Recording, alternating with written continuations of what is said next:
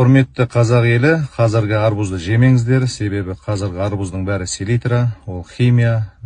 Селитра дегеніміз ол денсаулыққа өте зиянды, қауіпті, онкологиялық ауруларды оятатын сондай қорқынышты нәрсе.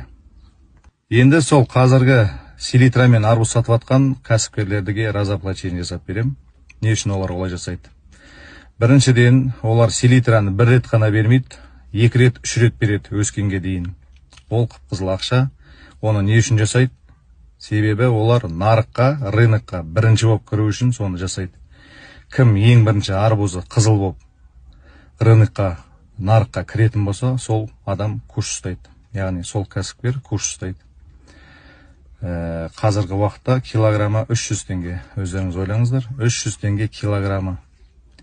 Бұл ақшадан өлген құныққандар, сол ауылда, поляда қарбыз егіп, қарбыз сататын кәсіпкерлердің бәрінің саудасын өлтіріп, барып осы селитрамен отырып, селитрамен бірінші кіргізіп, осылай кәсіп жасап жатыр.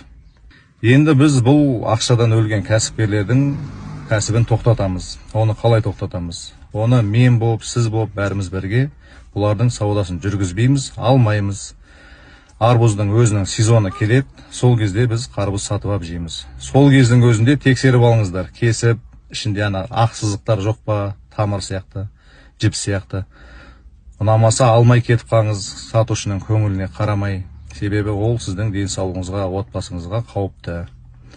Сол үшін ешкім алмасын, сезоны келген кезде алайық, жейік, сол кезде бұлар өздері тоқтайды. Қазір мысалы сіз бен біз алмасақ, бұның арбуздары бұзылады, яғни бұлар банкротқа ұшырайды. Келесі жылы бұлар олай істемейтін болады. Біз бұрынғы кәсіпкерлердің таза қарбузына көшеміз. Сол үшін бәріміз жабылып, осы видеоны жан-жаққа таратып, бәріміз бірігіп, осы ақшадан өлген кәсіпкерлердің саудасын тоқтатайық. Ассаламу алейкум.